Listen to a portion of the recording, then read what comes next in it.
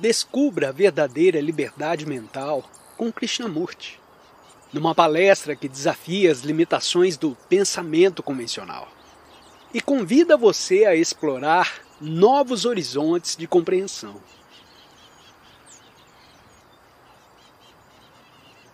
Porque do nascimento à morte estão a te dizer incansavelmente que faça isso e não faça aquilo.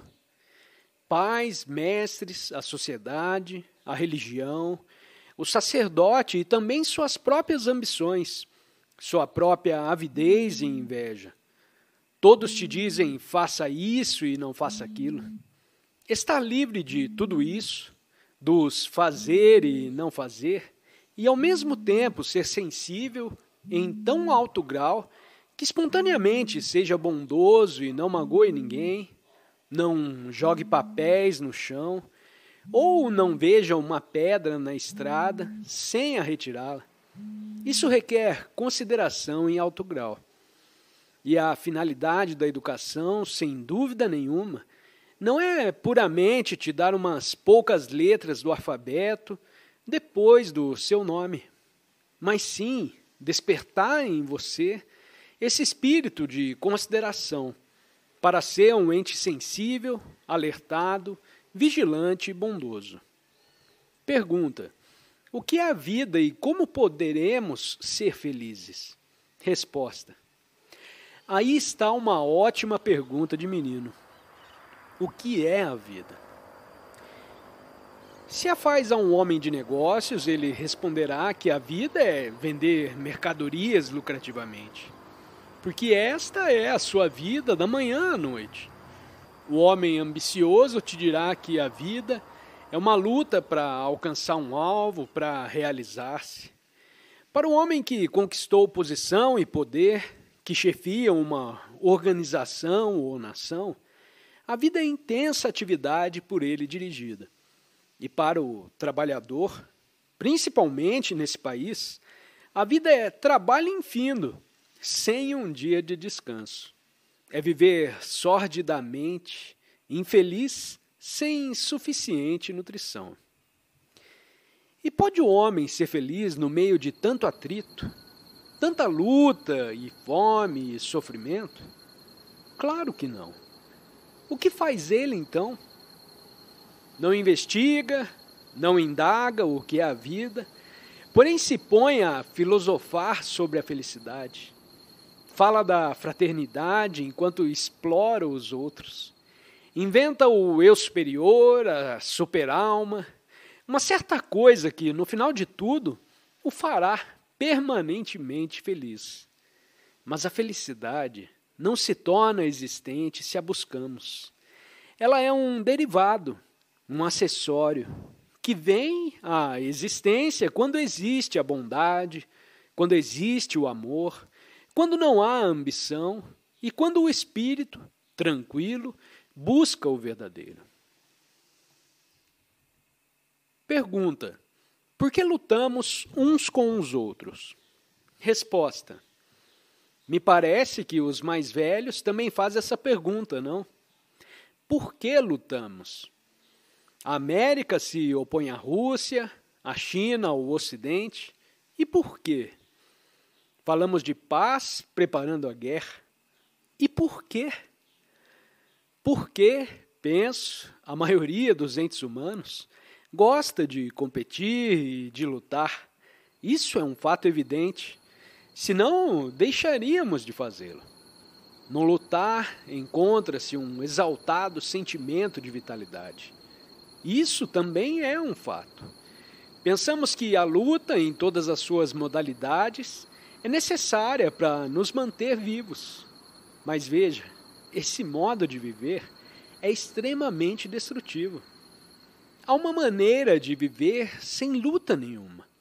A flor, o lírio que está crescendo, não está lutando, está vivendo. Ele simplesmente é. O ser de uma coisa é a bondade dessa coisa. Mas absolutamente não somos educados para isso. Somos educados para competir, lutar, ser soldados, advogados, agentes de polícia, professores, diretores, negociantes, sempre querendo estar por cima. Todos queremos triunfar na vida. Muitos há que, exteriormente, ostentam humildade, mas só são felizes os que verdadeiramente humildes e que não lutam. Pergunta: por que abusa a mente dos outros seres humanos e de si própria? Resposta: o que você entende por abuso? A mente ambiciosa, ávida, invejosa, a mente carregada de crença e tradição, a mente cruel que explora a outros. Essa mente, é óbvio, cria com sua ação malefícios e produz uma sociedade toda de conflito. Enquanto a mente não compreender a si própria, sua ação será invariavelmente destrutiva. Enquanto a mente não tiver autoconhecimento, fomentará a inimizade. Eis porque é essencial alcançar o conhecimento de si mesmo e não simplesmente aprender o que está nos livros. Não há livro capaz de te ensinar autoconhecimento. Um livro poderá te dar informações sobre o autoconhecimento, mas isso não é o mesmo que conhecer a você mesmo em ação. Quando a mente se vê no espelho das relações, desse percebimento resulta o autoconhecimento. E sem autoconhecimento, não teremos nenhuma possibilidade de acabar com a confusão, a terrível angústia que criamos no mundo. Pergunta: a mente que busca o êxito difere da mente que busca a verdade? Resposta: a mente é sempre a mesma, quer buscando o êxito, quer buscando a verdade. Mas quando estiver buscando o êxito, não descobrirá o que é verdadeiro. Compreender a verdade é ver o verdadeiro no falso e ver como o verdadeiro o que é verdadeiro.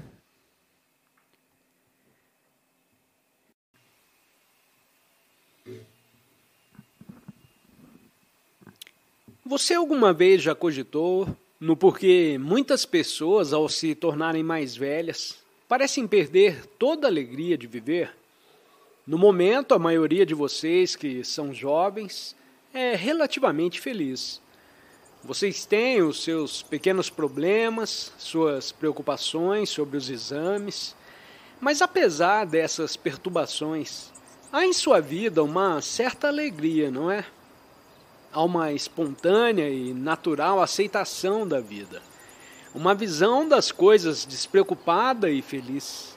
Mas por que razão, ao nos tornarmos mais velhos, parecemos perder aquele ditoso pressentimento de algo transcendental, algo de mais significativo?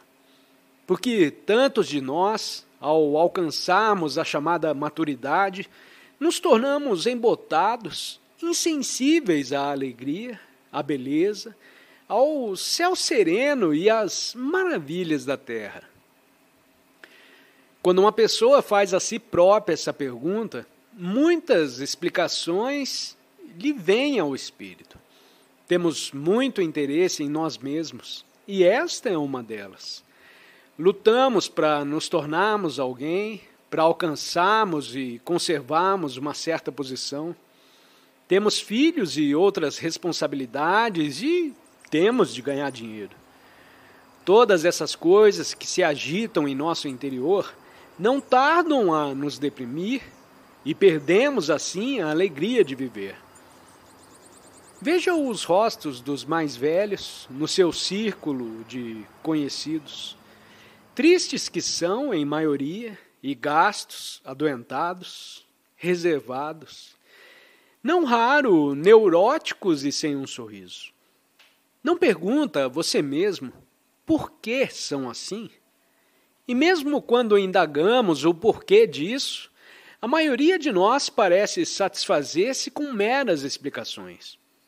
Ontem de tarde, vi um barco que subia o rio, de velas pandas, impelido pelo vento oeste. Era um barco grande e transportava uma carga pesada de lenha destinada à cidade. O sol se punha e a embarcação, desenhada contra o céu, mostrava uma beleza singular. O barqueiro só tinha de guiá-la.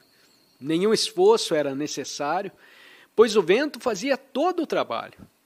Analogamente, se cada um de nós compreendesse o problema da luta e do conflito, penso que poderíamos viver sem esforço, felizes e de rosto sorridente. Para mim, é o esforço que nos destrói.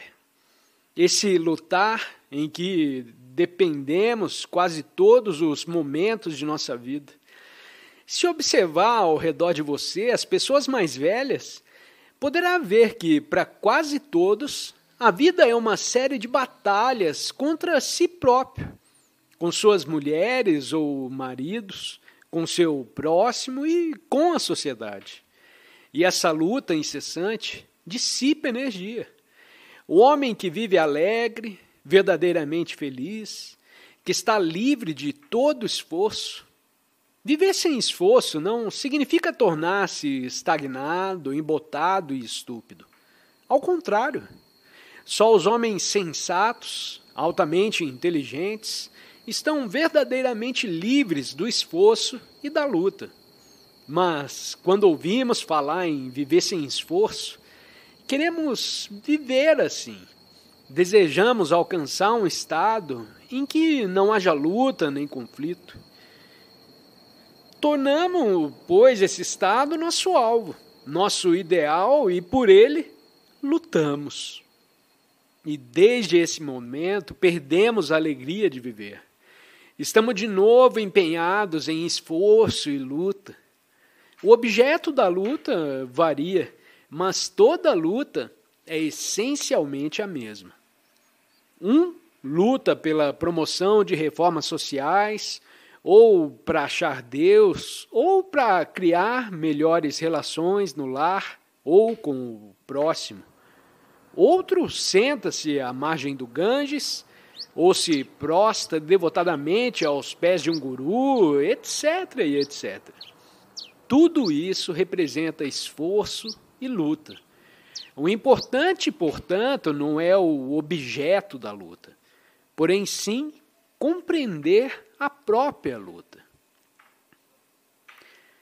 É possível a mente não apenas perceber ocasionalmente que não está a lutar, porém estar a todas as horas completamente livre de esforço, de modo que possa descobrir um estado de alegria em que não haja nenhuma ideia de superioridade e inferioridade.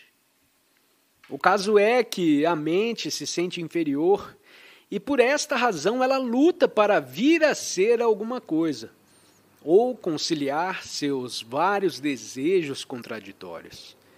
Mas não estamos a dar explicações sobre por que a mente tanto luta.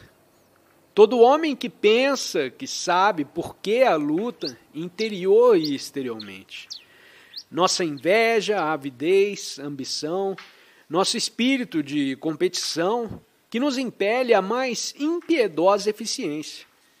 São, obviamente, estes os fatores que nos fazem lutar, no mundo atual ou no mundo futuro. Portanto, não temos necessidade de estudar livros de psicologia para saber por que lutamos. E o que certamente tem importância é que descobramos se a mente pode ficar totalmente livre de luta. Afinal de contas, quando lutamos, o conflito é entre o que somos e o que deveríamos ou desejamos ser. Pois bem, sem se procurar em explicações, pode-se compreender todo esse processo de luta de modo que ele termine?